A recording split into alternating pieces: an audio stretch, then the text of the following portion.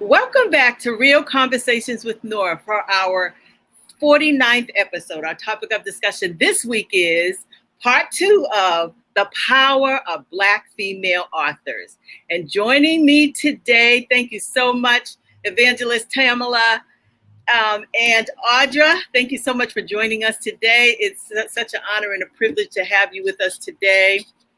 Tamala Coleman is an author of Spiritual Expressions, which is a poetry book, and has published numerous inspirational and empowering books. And I'm sure that she empowers women and men through the gospel of Jesus Christ. So it's an honor to have you here today.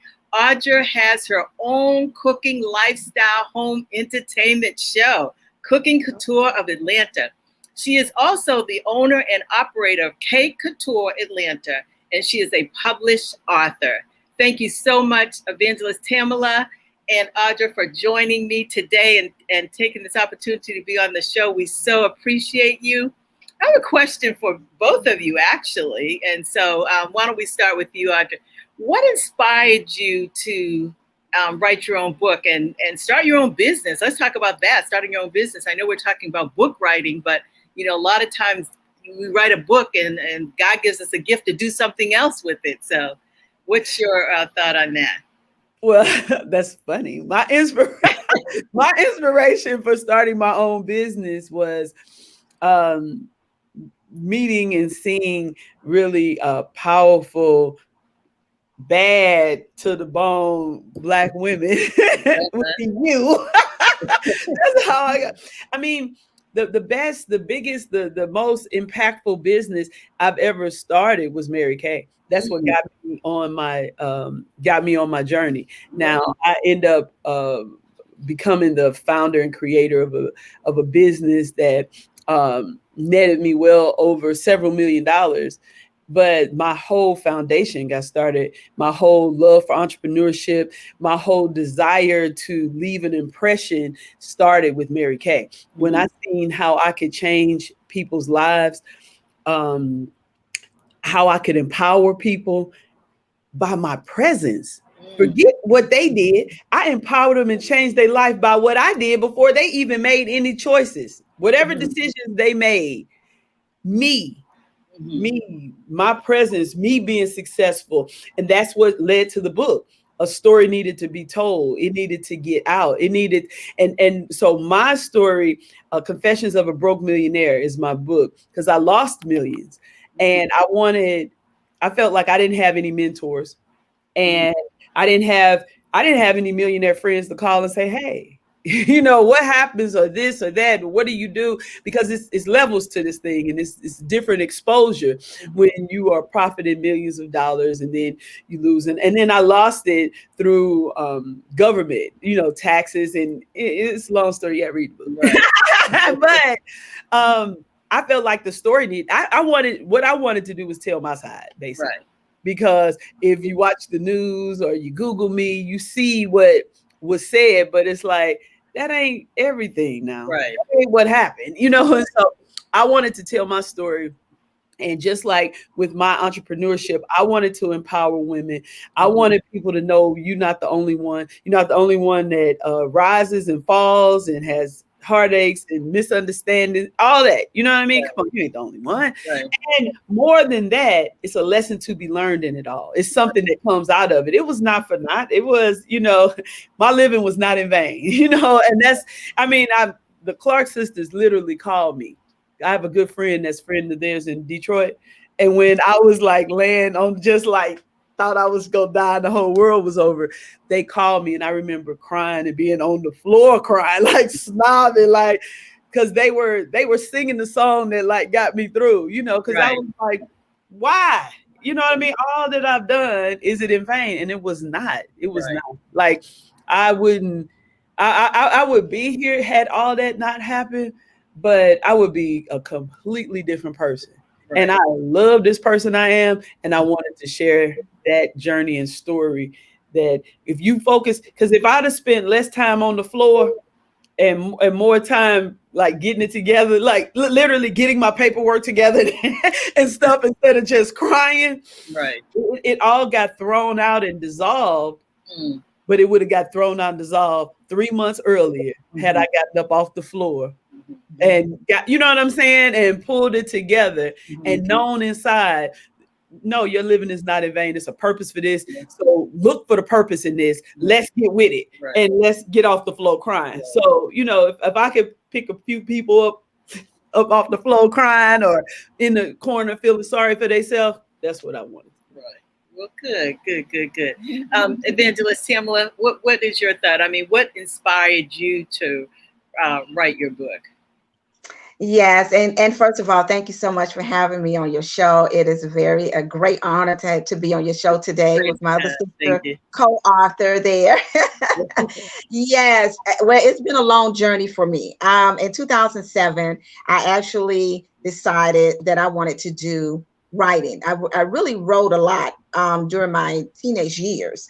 But I decided in 2007 that I wanted to do a look, you know, I'm just thinking small at this time. I'm just wanting to do a simple little, small little, you know, poetry book or whatever. But then that was in 2007. And that came about with a lot of things that I had to endure over my life, a lot of adversities, a lot of things that I had to go through from my elementary school years through to my teenage years. I was bullied all the way up to high school. And during that time being bullied, you know, I just kind of just separated myself off. And I used to keep a journal. And, you know, they have like really nice journals now. But back in those days, it was back in like the 80s. I just had a notebook pad. So I used that notebook pad to just pen down what my daily journey was and what I went through. So nobody knew I did that. Even my parents, they didn't know I even kept that. So as I got older, of course, I ended up kind of swaying away from the writing. And then in 2007, I've been through, before that, I actually had gone through a lot of things. And so I decided, let me just write something that would inspire other people. You know, even though I needed to have the inspiration, I wanted to inspire other women and other, just in general, just people. And so I decided to do that. And Lord and behold, after 2007 poetry book that I thought was small, God decided he wanted to do something bigger. So after that, I decided to write another book that was Divine Woman of God. It's a devotional for women. And then he spoke to me again. He's like, you need to go a little higher. So then I began to write stage plays. So I started producing stage plays. I would write a stage play in 30 days. And I wrote, my first stage play was oh my God, it was a success. And I was like, God, what are you doing now? What is it you really want me to do? But each year he was giving me something to come out with. So every year and up until now, I'm now a 3-time best-selling author. And I also published 9 books. So that's where I am now. So, you know, the purpose, and like my sister was saying, you know, you have to know your purpose. You know, we don't always know our purpose, you know, when we start out. But then as you gradually start moving and you start focusing on the right things, God will show you what your purpose is. So I knew that God had a purpose for my life, even when I was in my mother's womb. He had a purpose and a plan for my life. And so now I'm living out that purpose. And I'm so grateful to be able to help other authors and other people that want to do the same. Good. Well, you know, it's so amazing because, you know, the word of God tells us in Jeremiah 29:11 that he knows the plans he has for us, declares the Lord, plans to prosper us, not to harm us, plans to give us hope in the future. I always tell people, you're never going through what you're going through for you. You're going through it for somebody else. And so we have to stand that ground and know that God is using us and our willingness to be used by him and for him. And for, you know, and helping other people to see oftentimes what they don't see, that, you know, God has allowed us to see. So thank you. That was just totally awesome. I want to read something to you that I read. I'm a Google girl. I love to Google and find out information. But it said in 2018, journalism will need to do a better job seeking out the voices of Black women. It will not be enough to give Black women credit for the things they do, but it is crucial to allow their stories to be told through their own voices. So what is your thought about that? The importance that we tell our story. Like you said, you tell a story. I can remember myself, praise God, going on written 8 books, working on my 9th one. And I can remember a really good friend of mine was a fashion designer. And that's when, back in the day, when my sister and I had a fashion design business, and we were doing fashion shows with her. She was a very renowned fashion designer in Boston. And she had asked me to write an article. I was like totally excited that she was so honored that she had asked me. And the woman, Caucasian woman, got the article and said that I couldn't write and I would never write. And so I was like totally devastated. But it was just many, many years ago. And that's why I love Jeremiah 29:11, because God truly does know the plans he has for our lives. And I can remember coming from Bible study one night, and this is like many years ago, like probably like 30 something years later. And I remember being at a stop sign. The Lord said, "This day you shall write." And he breathed the word into me and I started writing. And like yourself, Evangelist Tamala, I am like so passionate about writing. I can knock a book out in 30 days. I mean, I just, because I'm so passionate about it. And I think every time I think about, the enemy comes, we know the Bible teaches us he comes to kill, steal, and destroy. And, he talks about, the Lord is showing us that we have to be so mindful. Our mindset, we have to have the mindset of Christ and, think like Christ, speak like Christ. And I was just so thankful that the Lord spoke that word to me. And every time I think about her, I want to write even more because me, the enemy wrong. Oh no, I got this. I could do this. And so there's so many more women out there that need to tell their stories. And so I'm so just very inspired by women, especially African-American women, because like yourself, Evangelist Tamala, and Ardra, yourself, you have stories to tell that women need to hear the story. Mary Kay used to always say, it's the story that sets people free. It's the story that gives people hope. When we read the Bible, it's the stories in the Bible that God shares with us that gives us hope. So what is your thought about, the importance of more Black women telling their stories? Evangelist, I'm going to start with you, Evangelist Tamala. Yes, and I have, and it's funny that you should say that because I have really connected with a lot of women, a lot of Black women, Caucasian women, but I have seen that a lot of us, sometimes we don't want to share our story. No. I can remember, because I just recently wrote my life story, and it really took me 15 years to really put it down on paper. And I'm going to tell you the reason why. Because when I started to pen it down, I started thinking about what I actually went through. And then I had to really go back and remember some of the bad times that I had to go through in my past. And it really broke me down just to even think about it. I had to really go through a change, a transformation to really realize my story is not for me, it's for somebody else. Amen. So when I began to write, so now it's, I try to, minister, I try to speak to other ladies and try to let them know if God put it in you, he's giving you the vision, that he's going to also provide the provision. So when he does that, I really don't want to like put it on Black women, but sometimes we're very hesitant. To put our stories out there, but it doesn't matter how horrific your story is, how bad your past is. If you're still standing and able to tell your story, then it's for somebody else. So I really try to connect with women and let them know, because a lot of women, just women and in general, have come to me. How you've written so many books, you've done this and that. How can I get started? Because it's like I started something and now I can't finish it. We do go through this writer's block sometimes. I know I've gone through it several times, but I try to instill in them, keep writing, focus, write something every day. And if you can write a page, write a paragraph every day. And you will really be amazed at how much you have written in like a week, just writing a paragraph. And it starts to begin to get better and better. And that's what I do. I try to write a little bit every day. And everybody's like, well, how did you come out with this book? And like 6 months, 3 months, 6 months. I was like, I've been working on it for a year. Y'all have no idea. It's just coming out. I'm just putting it out to you all, but God's been dealing with me with how to pin it down. So yes, I really try to give advice to women to don't stop. Just focus, write something daily if you can. And the more you do that, it's like, okay, I need to do this. We have a busy schedule. We all do. Absolutely. But if you really have a passion for writing and you really want to get your story out there, you got to focus. Right. Good. Ardra?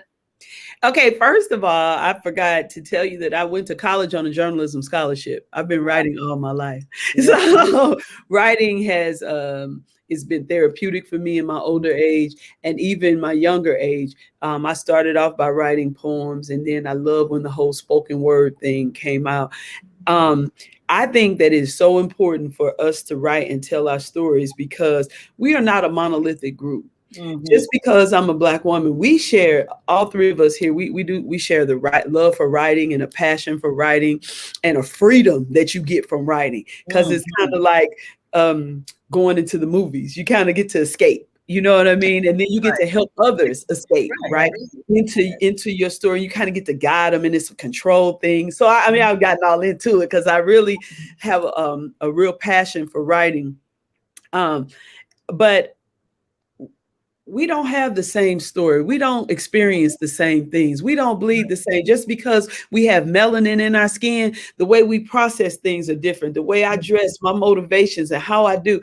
And I have a voice. And so that means that there's a people that only hear my voice. That's why I got to tell my story. Right. And it could be the same. I could have gone through the same thing somebody else went through, somebody white, you, but the way I say it will touch some people that only I can touch. Right. There's some people that look at me, you know, that I recruited that only came because of me. You know what I mean? I had been to many Mary Kay meetings, but when I seen you up there, I was like, oh no, I identified with her.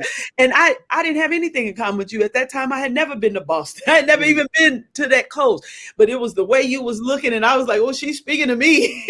Right. You came in there all sharp. I was like, oh yes, them my people right there. I want to be a part of what she's a part of. Right. Yeah. So if somebody looks at me, and see, I've evolved and I've gotten free.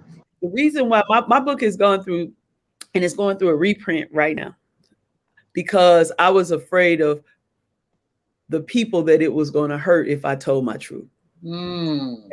So, but how the Spirit really has guided me is, I have learned, and it has taken me time. I've learned how to tell my truth. How can I say it without hurting?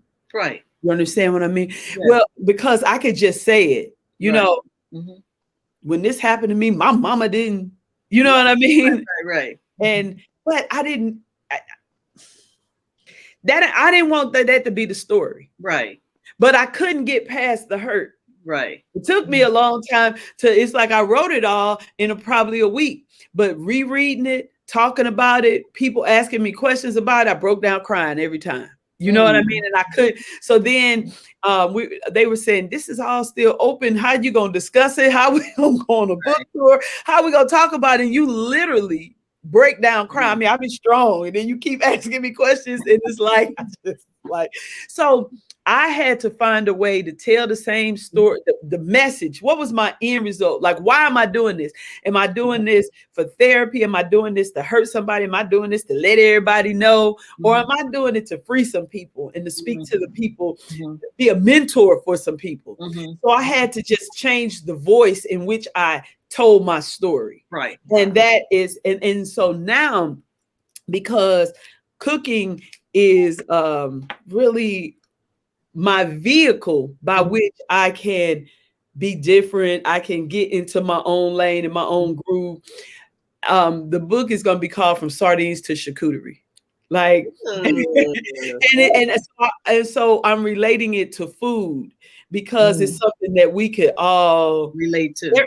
Hey, you don't eat pork. I do occasionally. It might make my head spin. Some other people can't live without it, but we can all agree it's from a pig. You know what I'm saying? So there's some things, we got some commonalities with food. It don't sit well with us. Some of us lactose intolerant, but it's, it still exists. The milk's still there. And then you can either You can either drink lactose-free milk or you can do almond milk. You know, you got some options. And so I wanted to get to the same destination of helping people by hurting. Now, if it makes some people uncomfortable, if some people say, I know that's your guilty conscience. Right. I didn't feel good enough because I still felt like I was throwing daggers, even though I didn't want to. Right. I didn't know any other way to get it out but to throw a dagger. Right. And then when I all of it, the reading, talking to people, being in groups, getting my book edited, read back to me, sending it to people that I respected. And then they came back. Even when people didn't know anything, I send you the book and you say, oh, wow, so you and your mom not close. And I'm like, oh, Lord. You know, you know what I mean? Like, well, what's the relationship like with your mother? Some of the questions that I got, I was like, dang, that ain't what I want. You know what I mean? Because then the book is too much on that and not on what you really intended it for. Yeah. And that was to be like a mentorship and to like help women and to build you up. And so I had to check myself and be careful about my voice. And that's something that I want to say. I think everybody has a story to be told. Everybody. Now, in what form you tell it, whether you tell it animated, whether you tell it funny, sad, know your purpose. Like what is your ultimate goal? And if my ultimate goal, my motivations are very important to me. My ultimate goal is for me to live in my truth and me all my life, I feel like I've been concerned about what will nationals think? What will this person think? How will I look? Right. Now I got to stand in my truth and I have to be me who I am. Right.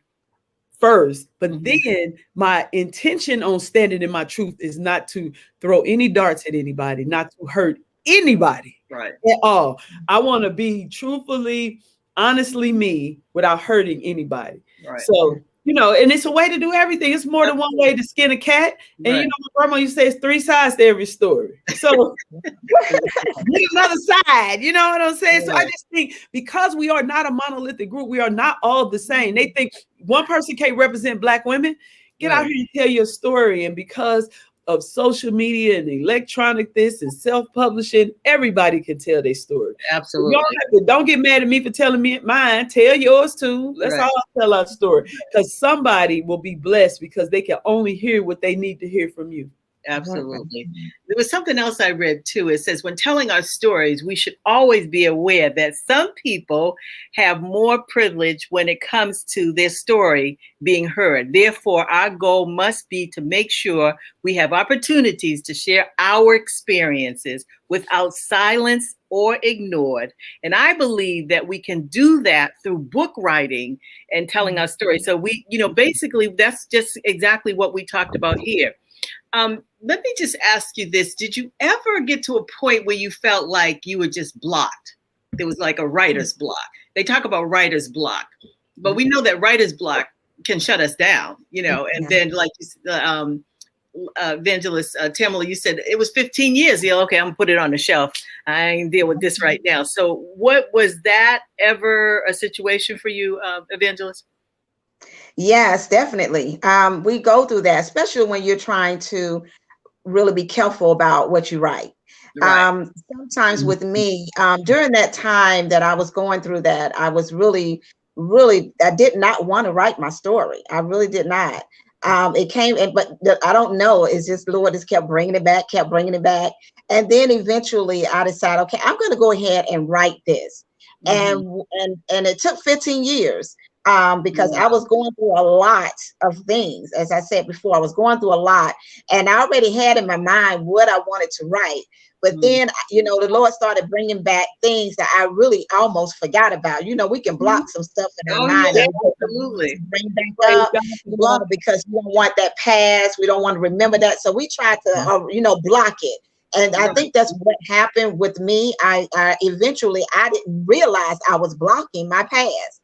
So I tell you, when it first came out and a couple of women read my book, they actually came to me with tears in their eyes. Because they were like, I had no idea you went through that. Right. My mom, I didn't tell my mother or my father. about a lot of things that I went through. My mother, she said I couldn't put it down. She said, but when I read it, she's like, all I can do was cry because I didn't know that you had gone through all of that. Now I think that was the block, because I knew if it was hurting them like that, imagine what I was going through to try to relive. You know, because pretty much when you're pinning down your life story, you're basically reliving everything you've gone through. And God kept pulling stuff. Some things that I did not put in there purposely, because like Ardra said, I didn't want to hurt anybody.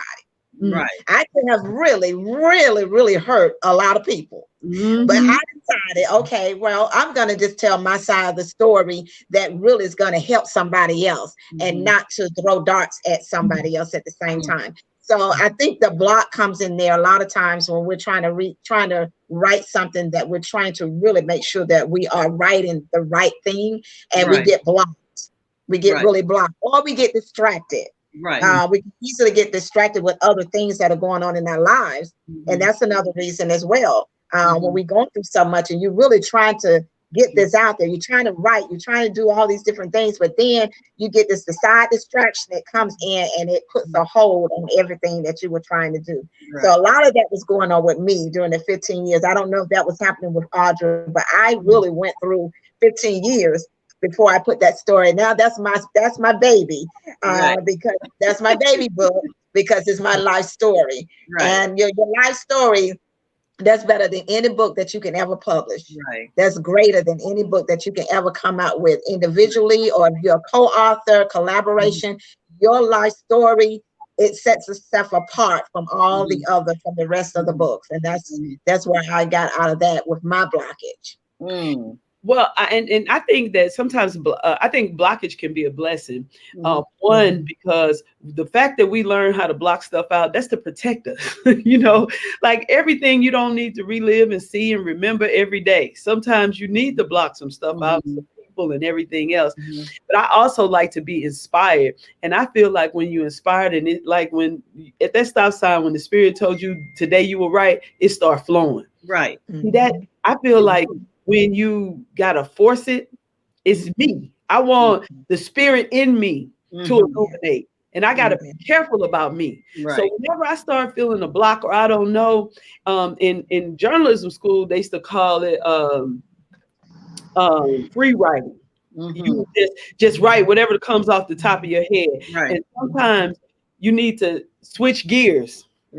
Sometimes you need to write about something else. You know what I mean? 'Cause I'll get on the deadline, and that might not be. Come on, just keep writing, keep getting it out. And I used to carry a recorder with me and just talk. But I think that for me, if it's not inspired, if it's not flowing, then I'm like, get a massage, go see a movie, do something to what encourages me, meditating, clearing all thoughts and getting focused. Like what I want to be inspired. So maybe I need to leave this alone for a minute. Maybe my direction is going wrong because I want to keep my purpose ahead of me. I don't want to hurt anybody. I mean, it's just certain things that I have to tell myself because, like she said, you could hurt somebody. You could just say something. I just don't want to do something for money, for clout, for fame, money, and all of that, because you can get so caught up in it so easy. It's a fine line. Everybody says, oh no, I would never do nothing for money. I would never do anything for clout. That's what you do mostly everything you're doing. You know what I mean? The people's acceptance, how you dressing, where you're going, everything we doing is for some type of acceptance. And I want to I just, that being true to yourself, you can't help but have a block. If anybody says I free flow, I never have a problem, I just write. Come on, man. That's mechanical. Is it real though? The reason why people crying and the reason why your work is touching so many people is because it came from somewhere real. And when they read it, it was like they felt it. It was life. It gave them encouragement, it gave them life, it gave them hope, it gave them wisdom. And so that's what I want. I don't want to just write. So I look at a blockage as a blessing. I might be going the wrong way. I might have forgot something. I might need to take a step back. You know what I'm saying? So yeah, definitely. I'm blocked now. You're so funny. Well, the other part too is I'm reading this book right now, Time to Advance by Pastor Pierce. Chuck Pierce. He's out of Texas, and one of my friends who's a pastor who I am coaching and told me to get this book, and this book has just revolutionized my thinking. And he's talking about how we as believers, especially as Christians, as Gentiles, and are thinking. Are we thinking like Christ? Are we speaking like Christ? Do we see things from God's perspective?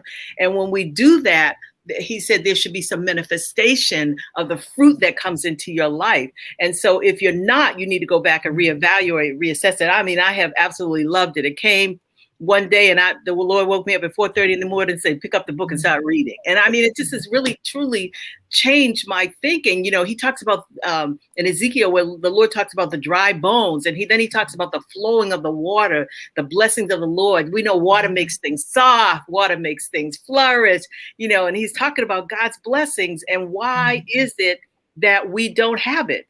Go back and look why you don't have it. And so it's just, like you said, writing, that's telling your story, that's speaking.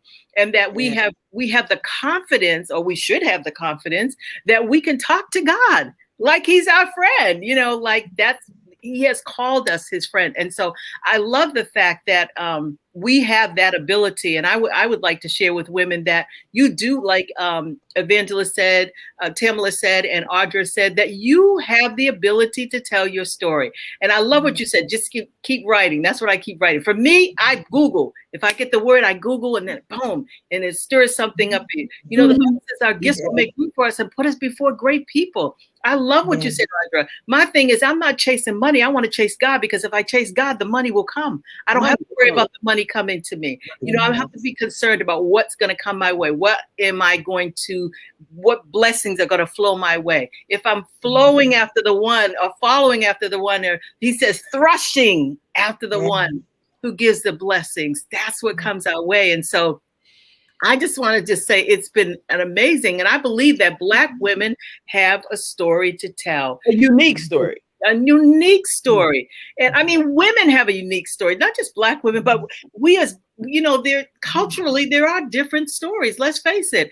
And how we, like you said, Ardra, how we handle it, how it comes our way. And so I believe that Black women have a story to tell, and we need to tell more of our story. We need to have more of our story being told amongst people, so that they know that they can. Right. Sometimes we feel like we need permission. Right. Thank you, Nora, for giving permission. Seriously. Right. Sometimes we need permission. We need to know that we can. Right. Your story, girl. Right. Story. Right. Absolutely. Absolutely. Well, ladies, I want to thank you for being my guest on Real Conversations with Nora today. Are there any last minute, I'll start with you, Evangelist Tamala, any last minute comments that you would like to share with our audience? Well, I am just so happy for you to have me on your show tonight again. And for anyone that's listening tonight, just be inspired. If God gave it to you, he's going to see you through it. If he's giving you some passion for writing, just write and let God do the rest. And as my sister has said, we got to be inspired by our spirit. We don't want to do anything just to be doing it. Right. So we just write whatever you're writing. Make sure that it is of God, because God is gonna progress it. And all you gotta do is pen it down. But listen to the voice of God. Listen to the voice of God. Let him lead and guide you on what you need to write. And then I tell you, you can start writing, and it's just like flowing. This river's just flowing in you. It's going to come out automatically. And before you're done, you have written your book. And you're like, wow, how did that happen? But continue to look at yourself as being a blessing to somebody else. Right. Good. Ardra? Well, I definitely want to thank you. It is an honor to be on your show, and I really appreciate it. Listen. The words that come out of our mouth are powerful. We know that. The word says that we have to be careful of what we put in our spirit. And that means that we have to be careful what comes out. Let it all out, though. Your words are powerful. You got a story to be told. Tell it. But just because you write and just because you get it out doesn't mean it has to necessarily be shared or said, but start. Like, start. Don't make any excuses. I don't know this and I don't know that. And I don't know if get it all out. Get it all out. Get it all out. Know you have power. Tell your story, because somebody needs it. It happened for a reason, and it wasn't for you. Right. So. Good. Well, once again, I want to thank you for your insights on today's topic. It was just so powerful. Evangelist Tamala, how can they, the audience, follow you or find more about your books?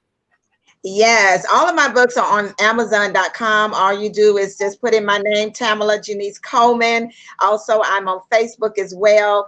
I do share a lot of that on Facebook, and it's again Tamala Coleman, and that is it. Okay, and Ardra, how can they follow you and find more about your book and what you're doing with your cooking and your show? On all platforms, I'm Cooking Couture Atlanta. Cooking, Couture Atlanta. On every platform that you could think of, I'm Cooking Couture Atlanta. And what's this? July 1st, my book will be a free download. Okay. So, yeah, I have been struggling with that and dealing with, was me. You can find it. Look, and I have my website is Cooking Couture Atlanta. If you go on my website, you'll see it. But yeah, we're gonna do a free download. I decided that I wanted to sow into the lives of people that I wanted to sow into my life, but I was gonna do it first. You know what I'm saying? You know how they say you can't beat God given. Now let me give you something. See what I can give and share and impart in you. And I feel like it'll sow good seeds. So we gonna see. Okay, good. Well, into my Real Conversation with Nora audience, please follow us on social media, on Instagram, on BWOT MFG, and on Facebook at Business Women on the Move for God. Visit my website at bwotmfg.com and sign up for our new programs, and make sure you stop by a retail store where you will find lots of great items for you, your family, and friends. Ask your friends to watch the show each week, and make sure you share with others. I look forward to seeing you next Thursday at 1 p.m. Eastern Standard Time on Real Conversations with Nora. Have a blessed, awesome, and prosperous week. God bless you.